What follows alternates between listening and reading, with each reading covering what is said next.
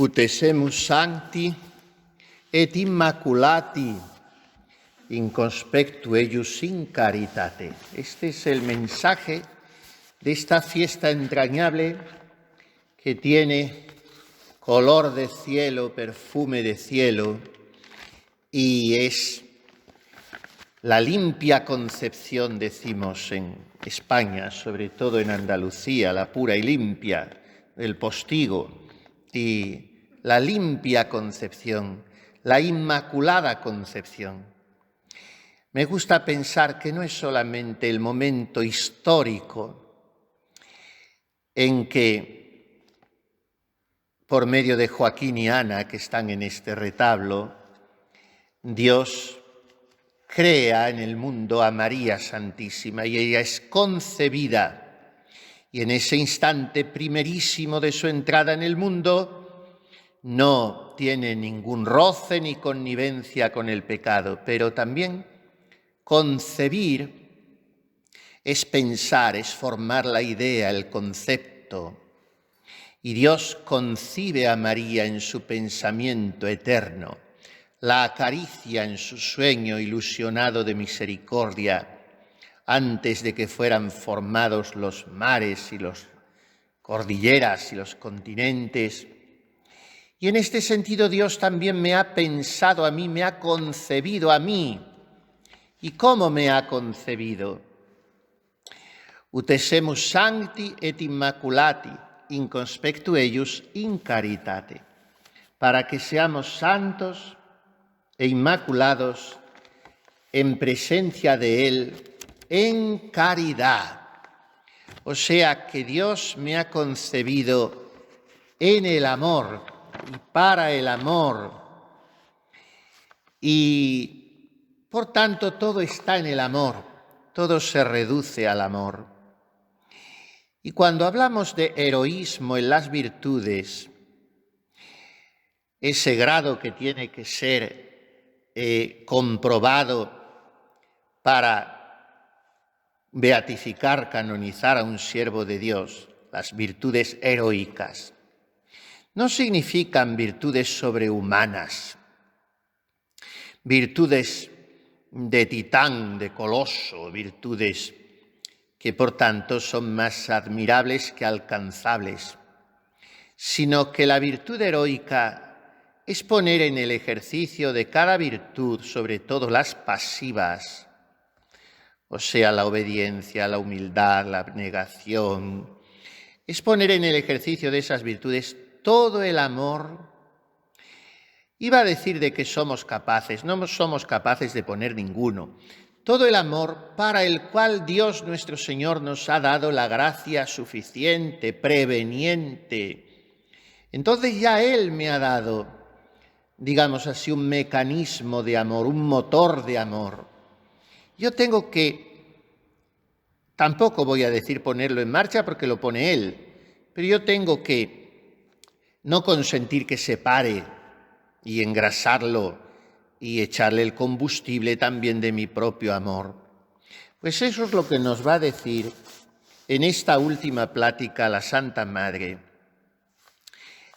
Como digo, al final del comentario a sus cartas, pues el beato Juan de Palafox trae una serie larga de avisos.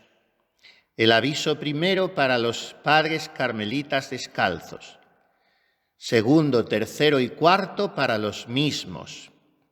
Quinto, muy interesante, la plática que hizo la santa a sus monjas de la Encarnación de Ávila, cuando habiendo ya renunciado la regla mitigada, fue a ser prelada a aquel convento. Y el sexto aviso de esta serie, el sexto epígrafe, porque en el último epígrafe que hemos visto antes hay otros 6 avisos. Pero en fin, el sexto de esta lista es breve plática que hizo Santa Teresa al salir de su convento de Valladolid 3 semanas antes que muriese. Es algo que nos conmueve siempre mucho pensar en este episodio, porque es un episodio enternecedor, porque en él se concitan la ingratitud humana, la indelicadeza, la brusquedad que puede incluso llegar a ser en almas consagradas y muy dadas a la oración, agresividad, producto casi siempre de la envidia, y con eso se concita la magnanimidad con que es capaz de responder un corazón que ya está más en el cielo que en la tierra y que no se ve menoscabado por los desprecios de las criaturas porque se sabe poseído por el amor de Dios. Y este es el corazón virginal, transverberado, ardentísimo de la Santa Madre. Es un corazón en el que no caben rencores ni disposiciones estudiadas o espontáneas a devolver mal por mal. Al mal que te duele mucho más porque te viene de los tuyos doblemente en el sentido de que se trataba de su sobrina, María Bautista, y de que esa sobrina era una hija suya espiritual y una priora de su reforma. Y conocemos el episodio de una Teresa de Jesús muy sola, muy cansada de sufrir, en el cuerpo porque llevaba toda la vida enferma y esa enfermedad la había estado ella cuidando, no a base de perder tiempo yendo a médicos, que es como piensan que las deben cuidar las monjas hoy, sino había cuidado la enfermedad a base de traqueteos de carretas y de no hacer nunca caso de sí misma y de desear irse al cielo y no agarrarse a la vida, que es también muy de monjas después. Y entonces esa soledad de una mujer enferma, muy poco valorada en aquella obra de Titán que había hecho ella casi sola, porque las prioras que tenía como colaboradoras o se le enfermaban como esta nuestra, la Madre Brianda, o eran demasiado jóvenes y por tanto le salían un poco personitas y muy decisionistas y iban considerando poco a poco a la fundadora como una vejezuela y le daban un poco de lado. Y así fueron, ¿para qué vamos a engañarnos?, los últimos años de la Santa Madre.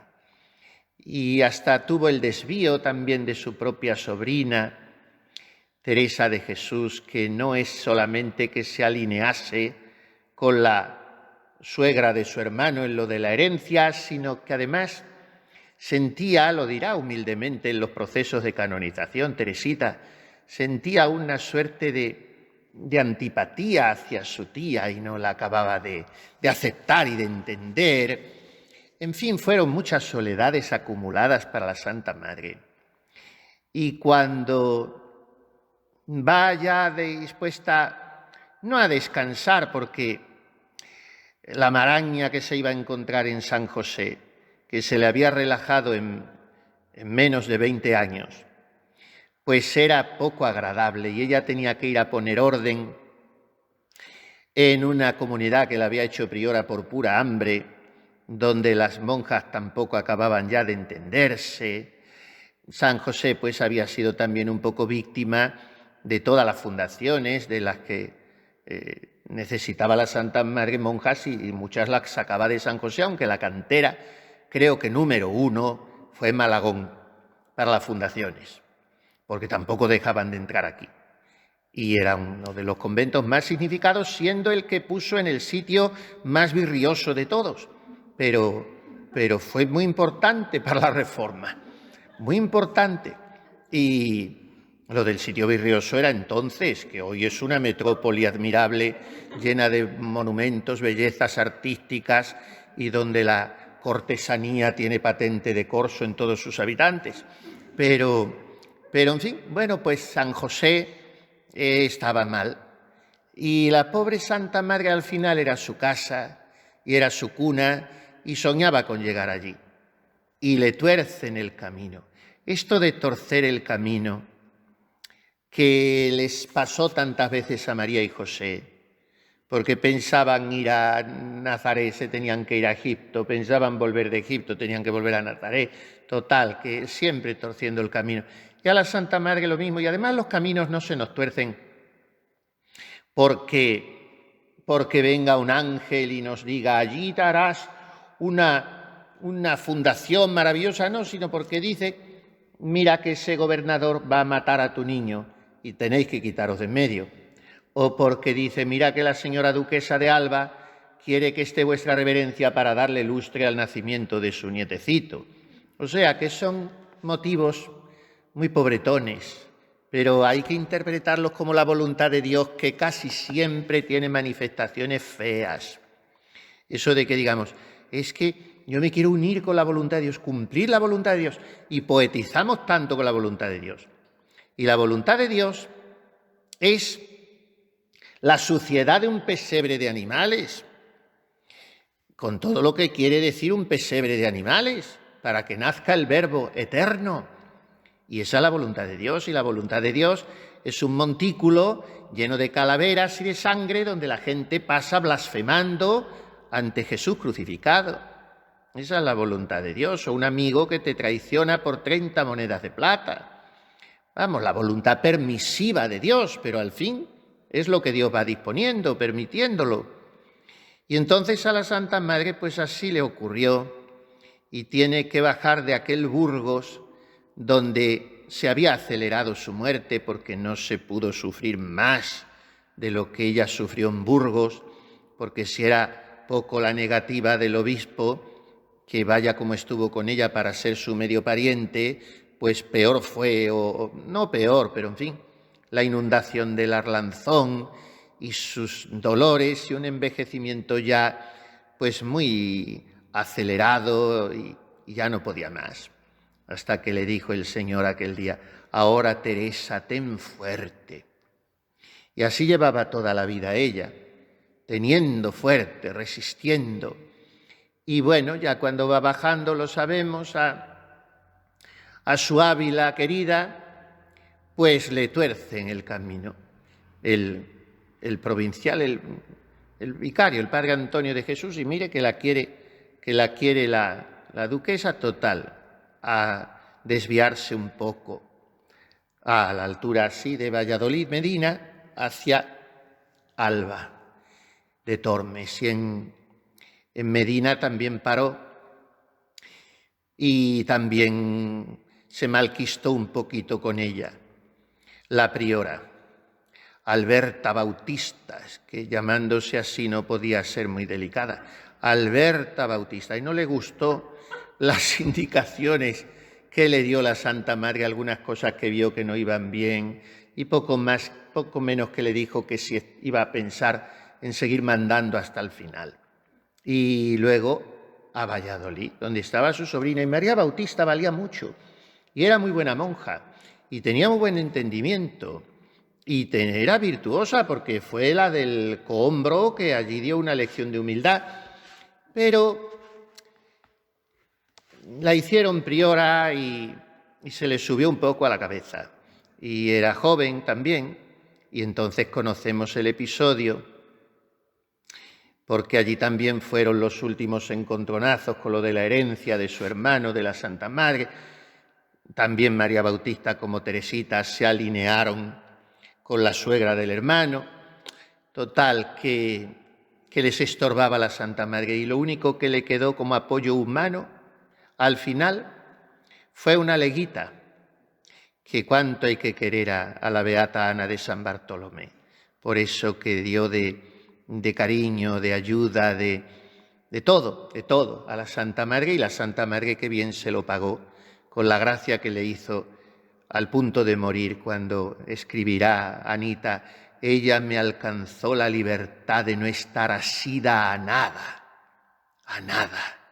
porque se le pegaba mucho el corazón, lo confiesa humildemente, a las monjas que ella veía que eran muy santas, O sea que es una cosa aparentemente buena. Pero la Santa Madre le había advertido algunas veces que ni a esas monjas siquiera, que el corazón libre para Dios. Y ya claro, con la Santa Madre tenía locura y pensaba que morir la Santa y morirse ella iba a ser la misma cosa. Y la Santa Madre, al momento de hacer florecer el almendro en alba, le alcanzó la libertad de no estar asida a nada. Bueno, pues con Ana ella solita, yendo con aquella bolsa de higos secos que fue lo único que por mucha carroza les dejó la duquesa, sin nada que comer, maltrecha de todos los huesos y sufriendo en el alma, y así llegan a Valladolid y el resultado es que nos arrebujó, dice Anita en el proceso, nos arrebujó de allí, o sea que les dio un empujón a la Santa Madre y a ella y les dijo, váyanse ya y no vuelvan más por aquí. Y en ese momento, entonces la Santa Madre se vuelve, porque eso había sido delante de la comunidad en la puerta a arreglar.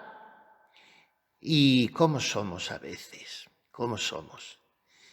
¿Y qué trabajo nos cuesta querernos? Que es lo más sencillo del mundo, quererse. Y entonces, a mí me encanta esta reacción de la Santa Madre. Como he dicho antes, qué magnanimidad, qué grandeza de alma, qué nobleza de sentimientos, qué enfoque tan superior de las cosas y qué ausencia total de espíritu pueblerino, que eso es el resentimiento y los rencores. Estaba muy por encima de eso. Y entonces la respuesta de la Santa Madre es absolutamente desarmante. Y la transmite así Palafox, muy telegráficamente. He visto narraciones un poquito más adornadas, no mucho más, pero un poquito más, en los procesos de canonización y en la narración de la Beata Ana de San Bartolomé. Pero Palafox la transmite así. Hijas mías, harto consolada voy de esta casa y de la perfección que en ella veo y de la pobreza y de la caridad que unas tienen con otras. Y si va como ahora, nuestro Dios les ayudará mucho. Procure cada una que no falte por ella un punto lo que es perfección de religión. No hagan los ejercicios de ella como por costumbre, sino haciendo actos heroicos y cada día de mayor perfección. Dense a tener grandes deseos, que se sacan grandes provechos, aunque no se puedan poner por obra. Hasta aquí el discursito de la Santa Madre, que me figuró que derretiría el corazón de aquellas monjas porque habían contemplado la reacción de la priora y ella les decía que se iba contenta de la casa, que había visto caridad entre las monjas porque la habría. Y la priora sería buena priora, aquello pues sería un mal momento aislado, pero el mal momento fue muy desafortunado precisamente con su tía, la fundadora. Pero las cosas de la vida hay que valorarlas globalmente. Hay una diferencia grande, hay tantísimas, pero en fin, entre la psicología masculina y femenina. El hombre tiende a presentar las cosas, a pensarlas, a valorarlas en plan universal. La mujer va a lo particular. Y claro, se pierde muchísimo tiempo y energías, porque lo particular son infinitos los episodios y siempre tienen alguno para ilustrar al cristiano lector con el siguiente ejemplo. Entonces, es muy importante el silencio. Ay, pues mire usted, pues el silencio, anteayer precisamente había dos monjas que hablaban, pasado mañana habrá... No, mire usted, si es que no es eso, estamos hablando de actitudes, y eso pues puedo poner muchísimos casos, pero se va a lo particular. Bueno, pues hay que valorar las cosas en globo. Esto es de corazones grandes. Si la Santa Madre hubiese sido, como digo, de esa mentalidad Roma y de esa visión alicorta y chata de las cosas, pues si hubiera vuelto y hubiera dicho, parece mentira, que esta madre, que encima es mi sobrina, lo que me debe y que tal y que cual, o no hubiera dicho nada, pero hubiera torcido el gesto, que es lo que hacemos, y luego esa tarde en vísperas no hubiera dado voz y hubiera hecho muchas veces así para que se notara que estaba tristona. Pero entonces, ¿qué hace la Santa Madre? Valora las cosas globalmente. Y con eso se gana mucho, ¿eh?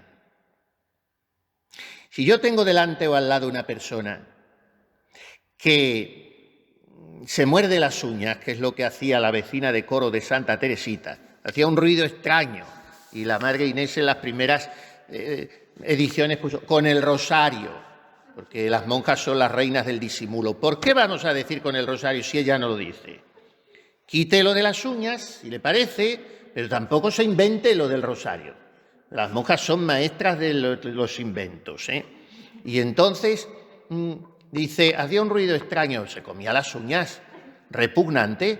Yo se lo he tenido que quitar a todos estos jóvenes porque todos hoy se muerden las uñas y en la mesa, como hoy no hay familia, no hay padres que enseñen ni a comer, ni a estar, ni a nada, pues son chicos que no es que vengan del arroyo ni mucho menos, pero pues se comen las uñas. Y ya digo, muchas veces le digo, cuando llegues al codo me avisas, porque es que, claro, entonces, bueno, pues yo tengo delante una persona o al lado que se muerde las uñas. Bueno, pues ya es el criminal número 1 del universo porque se muerde las uñas. Bueno, pero mire usted, el otro 99% de cosas de su vida, de esa hermana, mire cómo ejercita las virtudes, a pesar de su temperamento, a pesar de su salud, a pesar de que es una escopeta cargada, pero ejercita. Fíjese en todo eso. Es que esta comunidad, es que será posible esto, y siempre el mismo punto negro. Vamos a mirar las cosas con, dice la Santa Madre al principio de las moradas, las cosas del alma se han de considerar con plenitud, anchura y grandeza. Vamos a mirar las cosas así. Y a no ser profetas de calamidades y detectives de fallos, sino positivos. Esto nos lo enseña la Santa Madre, que en ese momento podía haberles echado una filípica, y al fin era la fundadora, y haberles dicho, pero si todo lo que tienen aquí me lo deben a mí. Eso que a veces decimos cuando hemos estado un trienio en un oficio. Pero si todo lo que hay aquí lo hice yo.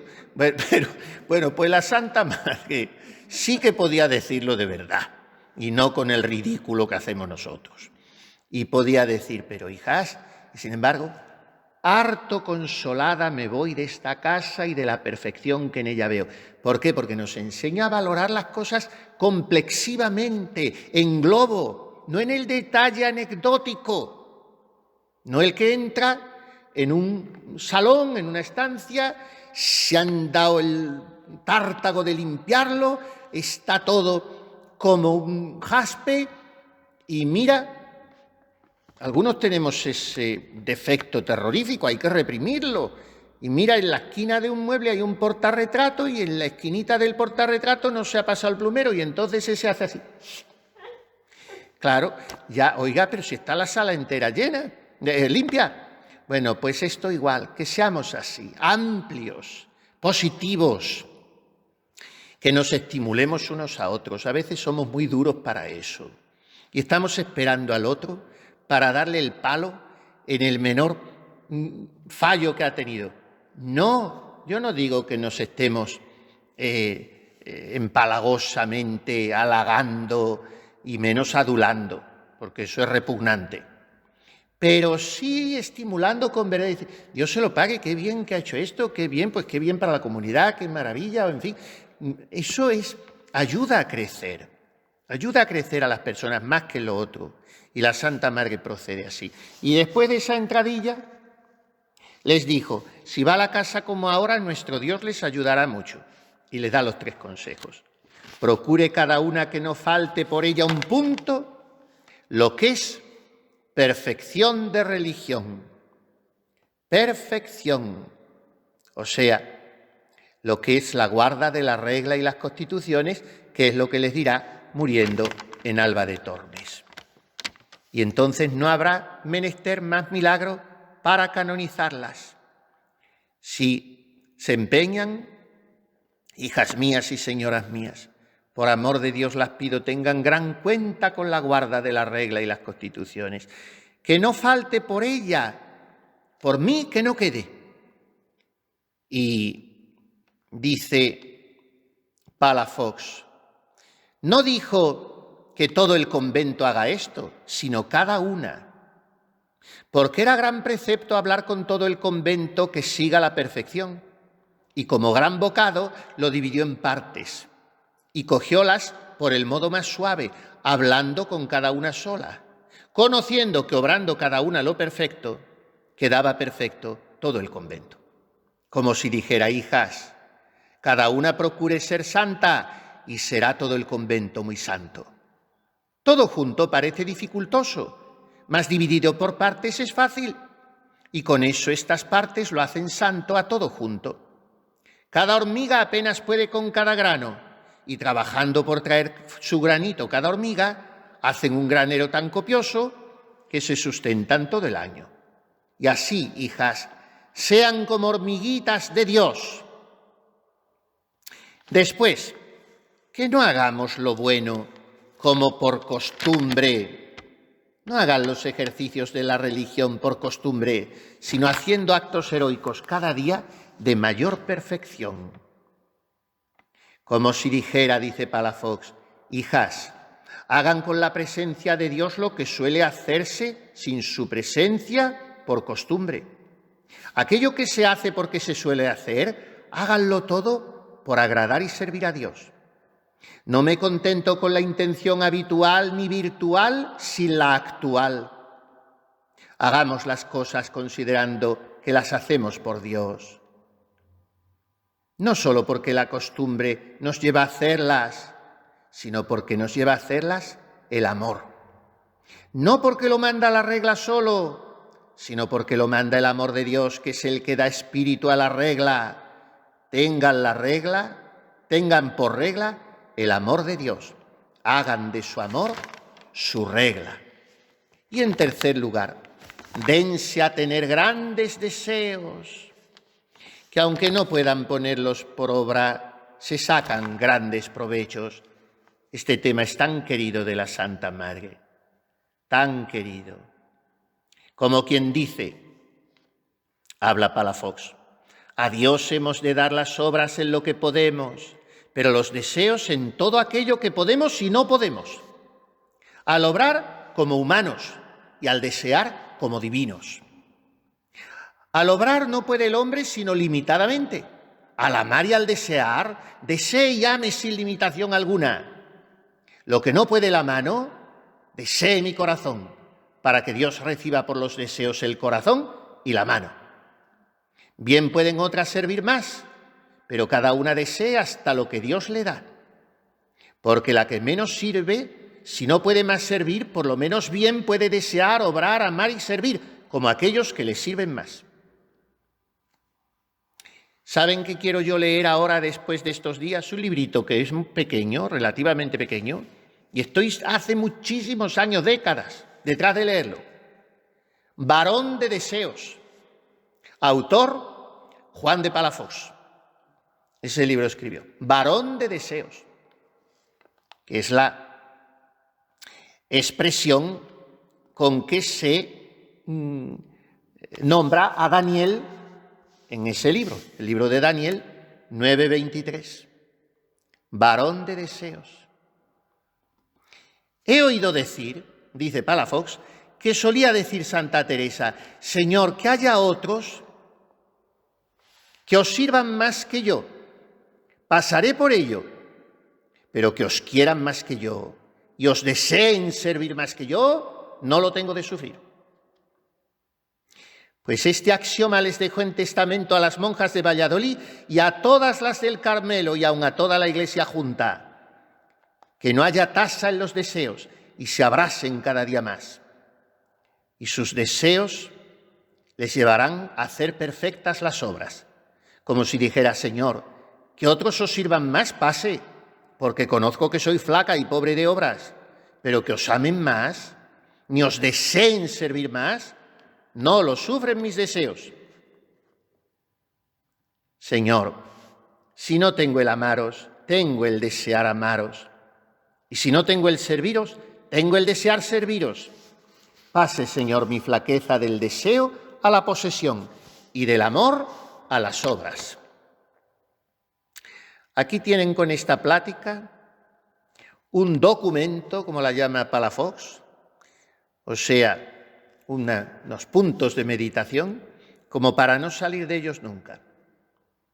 Primero, introducción, mirar las cosas positivamente. Estoy contenta en esta casa. Y cada monja hace todo lo que puede por ser santa. Y yo valoro eso, primero. Segundo, los 3 consejos. Que por mí no quede, que yo no contribuya a relajar el convento, que no falte por mí un punto de perfección de la regla. Segundo, que no haga las cosas por costumbre, por rutina. Y tercero, que a donde no lleguen mis obras, lleguen mis deseos. Yo lo pido para todas y todas lo pedirán para mí, por intercesión de la Virgen Inmaculada, que querrá que fructifiquen mucho estos días. Y ahora les doy la bendición con la indulgencia plenaria.